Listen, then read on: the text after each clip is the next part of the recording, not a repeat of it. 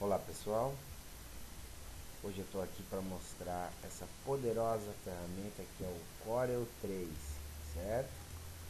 Então assim, nós vamos pegar aqui um arquivo, ok? Já separei um arquivo aqui legal. Já pensou se você tiver que desenhar tudo isso aqui, pô? Ai, agora não, aqui, graças a Deus o Corel Draw ele te dá uma...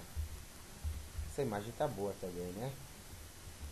Ele te dá uma abrangência muito grande esse Corel 3, certo? Então você vai colocar aqui, ó, efeitos, converter em bitmap em 300 dpi, pode ser até tons de cinza. Fundo transparente você não precisa usar, ok? Ok, aí assim, vai estar tudo aqui a imagem. Simplesmente você vai vir aqui, ó, bitmaps, rastreio pela linha central, rastreio pelo contorno.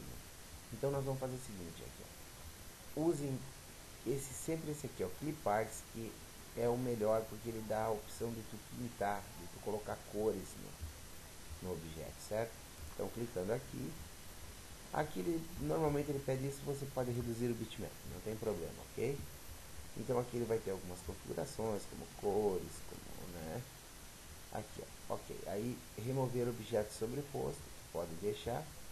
Aqui uma coisa importante, ó, remover o fundo não precisaria. Agora, mesclar objetos já sendo da mesma cor, isso aqui é importantíssimo, tá?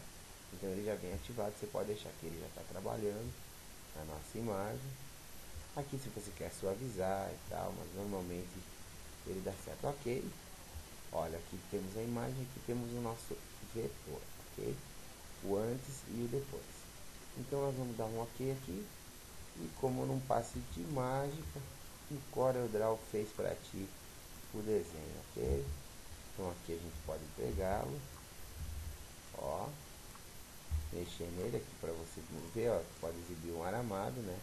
Pode ver que ele foi totalmente desenhado sem o seu